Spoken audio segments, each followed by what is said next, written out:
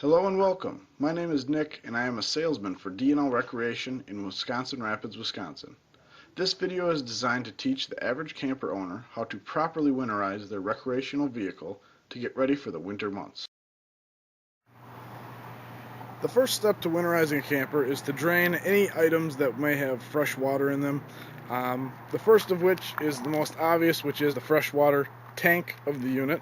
The best way to find the drain for your freshwater tank is to find right here where this cap is, fill the freshwater. Pretty universal. This is what you're going to see on the majority of campers, right there. So directly below that is going to be where the freshwater tank is.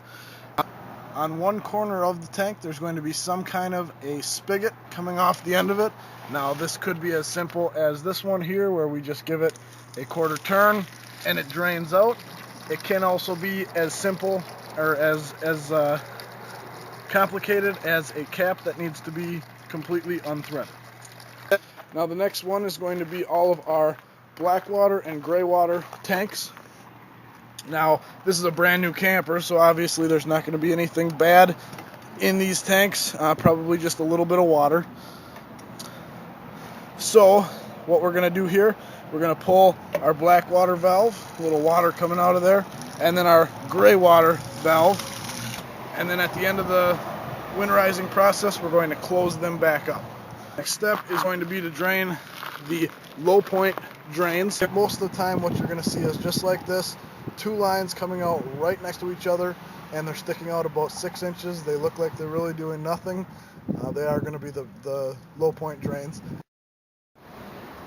The final tank that will need to be drained is the water heater tank, and you can find that this is going to be from the outside of the unit. As you can see, this is the water heater itself. We're going to give this knob a quarter turn. Every camper that has a water heater is going to have a door very similar to this one here. So we give that knob a quarter turn. We'll allow this to fall straight down. And what we have here is an Atwood water heater. The way I can tell that is our plug on the bottom here is a Teflon or plastic looking drain valve. This is about a 7/8 inch bit that we're going to use to take this off. So all we're going to do is just thread this right off. Now I have seen some units that have came in with a brass fitting in here with a little petcock that you could turn off. We strongly recommend that you take everything out, not just unscrew the petcock. The reason for that is the unit can airlock once about a gallon of the water has come out, and it may look like the water is done draining, but it's far from it. The tank can still be completely full and will crack and or freeze and crack on you. So definitely something to be very fully aware of when winterizing a Atwood water heater. Now what we'll do is go find a Suburban water heater, which is the only other manufacturer of water heater in the industry. So I'm going to go find one on the lot here, and I'll be right back. Okay, now what we'll do is look at the Suburban water heater, how to pull that drain valve on it. On the Suburban water heater, the drain valve is actually located right in the center on the bottom, just like this. As you can see, this unit's already been winterized, so the plug is out. This is actually the plug. It's called an anode rod. Now this is an expendable item. You can kind of see on the end here how there is a steel core. Let's look at that a little better. Steel core, it's about an 1/8 inch thick. Once you can see more than half of the steel core, the length of this anode rod, it's time to replace it. It's about a $20 replacement part cost. Alright, the next step in the winterizing process is going to be to find the water heater from the inside and bypass it. The reason we bypass the water heater is so that we do not waste 6 gallons of $5 a gallon antifreeze filling up a tank that really doesn't need to be filled with antifreeze. It's just a very simple, very easy to do system. What I've done is switched over to a different unit. This is actually a Puma 27 RLS used unit on our lot that's already been winterized, hence the pink in all of our lines here. But this will do a great job of teaching you. It's a very easy system to access. And the first one of two that we're going to look at, this is actually a one valve system. First thing I'm going to, as far as bypassing a water heater goes. Now the way a water heater works is you always have the cold water or the inlet coming in from the bottom, and you can see how that's marked as cold there. And then we have a bypass line intersecting between the cold line and the hot line here, and you can see how hot is coming out the top. So it's very fitting that your fresh water is going to come in here, fill up your fresh water tank all in the inside of the tank, and once it's full, it'll come out the hot water line, and this line here goes off towards any of your other hot water lines, like your shower or your faucets or anything like that. So the way we bypass it is, in this system, it's very simple. We give it a quarter turn. We bypass it so it is in the up position.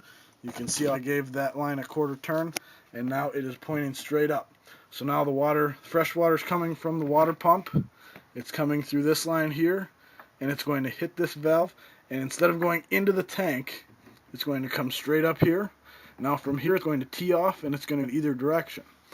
But what we've had installed in this unit is, you can see that little brass fitting there, that is a check valve, so that the water cannot go into the tank right there. So the water is going to come up here, try and go back, and it'll get stopped by that check valve. It'll have no choice but to go out this way to the rest of our hot water lines and throughout the camper. That's the easiest way to do it. That's the one valve system. Now let's go take a peek at a 3-valve system. Okay, now I've found another unit, another Puma, that has the 3-valve system in it. We have the fresh water coming in. We need to shut this one off, and that's what that is right now. The quarter turn valves, basically the way it's going up and down like this, it's shutting it off right now. If it was turned side to side, that's the way the water can flow through, and that would mean it's on. So now, in order to bypass it, it is actually bypassed right now because we have winterized it. So this one is shut off. This one is the bypass line that intersects between the cold water and the hot water here. So this one we want to be going up and down like it is, and that means that the water is allowed to pass through that valve right there. Then the 3rd valve, we want that one to be turned so that it's in the off position as well as it is right now. So now, if you follow along with me here, what we have, the water is going to come through here, hit this valve, and stop. It's not going to be allowed to go back into this tank. So now the water is going to try and come up through here. This valve is going to be open, so it's going to allow it to go through here, and then once the water goes up, it's going to hit this T. As you can see right there, it's going to hit that T, and it's going to try and come back. I'm going to try and turn this around here. So it's going to try and come back through here, and it's going to allow it to, and actually right here at this T, it's going to shut it off so it can't go back into here. So now it's only going to be able to go up and around and out to all of our shower head and our outside shower and any other place that uses water, hot water. So that's how we bypass our water heater tank, and this is the 3-valve system. Some of today's units are also equipped with water filtration devices. That's what we're actually staring at right now. We're a bullet camper now, and it's a little higher end camper.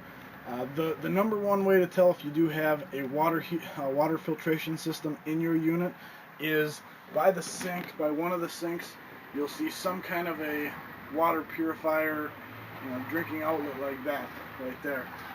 They all look very similar. That's going to be the one. And then the water purifies it, and it comes right just out of that spout right there. Some units do have a whole house water heater or water filtration device, in which case you'll just have to consult your owner's manual to find out if you do. 9 times out of 10, if there is a water filtration device, it is directly below the kitchen sink. So that's the first place I would look.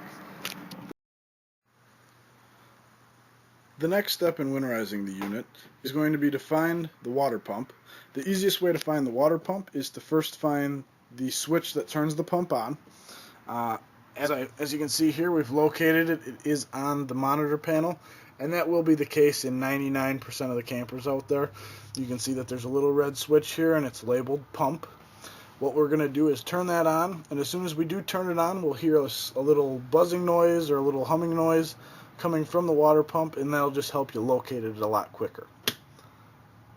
Okay, so now I can hear that it's coming from the front curbside corner of the camper.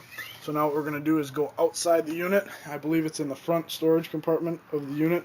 A lot of times it will be inside cabinetry, inside anything like that, just the same way that we found the water heater tank in all the other units. Alright, so now we found the water pump. As I said, it was in the outside storage compartment. You can see that we are in the pass-through front storage compartment. The pump is located right on the wall. And what we have here is an inlet from the hose. I can tell that by the line. They never use an apex tubing for the inlet of the water pump. Apex is this hard plastic line versus this half-inch, more braided looking line. The other easy way to tell is on the head of the pump. It's kind of hard to see on this one, but on the head of the pump there will be an arrow pointing in the direction of the way the water flows through the pump. That's a very easy way to tell as well. This one does have a filter, a little tiny filter in between the pump head and the inlet line here, so that's another way to tell too. It actually, right underneath there's an arrow and it says flow, and the flow is going to go that way. So that's the best way to tell. So now what we're going to do is disconnect that and reconnect in our bypass fitting. Alright, so now you can see what we've done is disconnected this line that was here. That is now disconnected from the water pump, and we reconnected in our line that we had here. As you can see, it does go right back into a jug of antifreeze. So now this is in the eyes of the water pump. This is the fresh water tank. So when we turn that water pump on again from the inside, it's going to be drawing out of this gallon of antifreeze instead of the water pump or the water tank. Alright, so now we're back inside the unit, and what we'll do is turn that water pump back on, and we'll hear it run, and you're going to hear it run for a couple seconds, and then it's going to shut off because the lines have been pressurized. So now what we're going to do, once the lines have been pressurized, is we're going to go around to each faucet, and first we'll do, doesn't really matter if you want to do hot or cold, and we're going to turn it on and run it until we have a solid stream of pink going. And then we're going to run the other side, and it's going to turn on for a little bit at first, but you want to wait till you get a nice solid line. There we go. Get a nice solid line, and then what I like to do after the first time is check to see what the level is of the antifreeze in our jug, because you don't want to let it run out, then you get an air bubble in the line and it gets a little confusing from there. So you can see we have at least our half of the gallon still left after we filled up all those lines that were empty. So now we will just systematically go through the unit and make sure that we have done everything, opened up the hot and cold and everything. So this sink is done already. Then we're going to move on into the bathroom area, and we have the cold. And you can see how that's white at first, and it gets to be pink. And then we're going to open this up, it's going to be white, and then it's going to go to pink right away. A big thing people forget is the toilet. You got to remember to do the toilet. See how we have some water sitting in that valve right now? That would crack, and the whole system would break. So we're going to drain it until you can see we got some fresh water. Look at that, we got some pink water coming out. And you want to leave a little bit in the bottom there. That's going to help lubricate that valve, make sure it doesn't dry out and start to crack. So we'll leave that. Now in the shower area, what we're going to do is take this down, the shower head down from the top here, and try and make sure it's not pointed at you like it is at me right now. And we're going to open up one of the lines first. Actually, it's going to come right out of this bottom part. We're going to open up this line until we see some pink. There we go. Then we're going to turn. Then we're going to turn on the other side, and it's going to be water at first, and and then it's going to change to pink.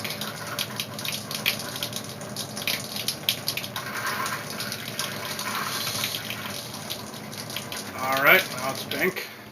And a big thing that people always forget to do with these units is leave it run and divert it up so that it comes out of your shower head.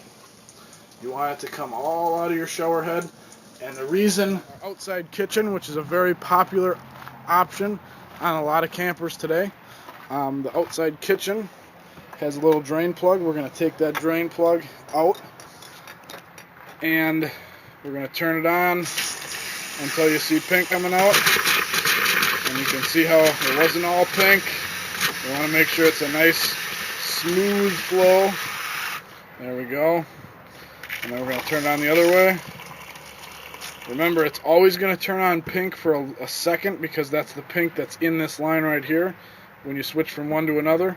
And then it's going to go back to water because there's still water in this other line. So you want to make sure you don't jump the gun, see pink right away, and turn it off. You want to let it turn on so you see the pink, then the water will come out, and then you'll see the pink come out again once it's properly winterized. And the last item we have for the outside of these units, and a lot of people forget this one as well, is going to be our exterior shower. And on the exterior shower, opens from the outside here, and you can take this cord. I like to unravel it, make sure there's no kinks in the line, and you can set it right in that little area there. And then what we're going to do, stand away from it because it's going to come shooting out. Open up the hot water, and one side is going to be unlocked, so we're going to lock it or unlock it so you can see the pink coming out there. And then we're going to get the water out of the line. You can see it's pink again, so we're golden. Alright, so now what I've done is went inside the unit real quick and I turned off the water pump so there's no more pressure on the lines. Then what I'm going to do is take this line out and we're going to let it just kind of fall down here and drain out all of our excess. And then we're going to disconnect our fittings, our line here. We'll throw that to the side and then we'll reconnect our fittings and I'll meet you back inside. Alright, so now we're back inside the unit and what we're going to do is pour a little bit of this down every drain. And the reason we want to do this, about a cup down every drain.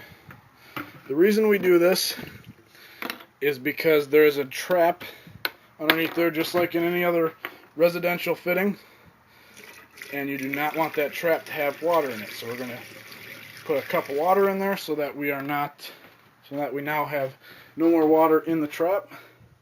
It's all going to be antifreeze.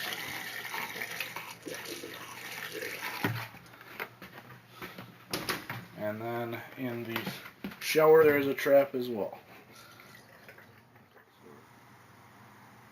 The final step in winterizing your unit is to clean out all of the basins where any of the pink antifreeze is standing. As you can see, any droplets here, you want to make sure those are nice and cleaned up so that they don't make any sticky residue in any of your sinks or shower pans or anything like that. After that's complete, you're done. DNL Recreation takes no responsibility for any damage caused by improperly winterizing your own recreational vehicle. It is always a good idea to have your unit winterized by a professional RV technician, as they have been through extensive training on how to properly winterize your unit. Please make sure you are 100% comfortable with the entire process before attempting to winterize your own unit. Thank you for watching.